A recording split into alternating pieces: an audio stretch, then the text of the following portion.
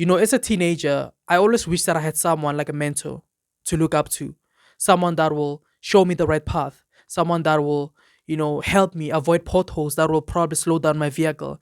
Having the right mentor right beside you, holding your hand throughout your journey, can make things extremely convenient for you.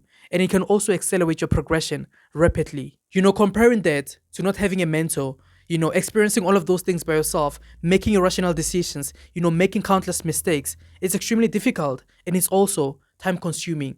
And unfortunately, I had to go through that route. I had to go through the trials and tribulations, and the hardships of operating from a place of oblivious, doing guesswork, trying to figure out what works and what doesn't work, going through the decision fatigue and the agony of continually failing massively. But luckily enough, I managed to beat the odds.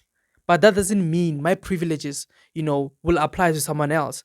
But luckily enough, now we are living in a digital space whereby, it's so convenient for you to get exposed to knowledge with a click of a button. So essentially, what I'm implying is that it's a privilege to have people like Hamza who are genuinely helping people to navigate their lives to greatness through his content.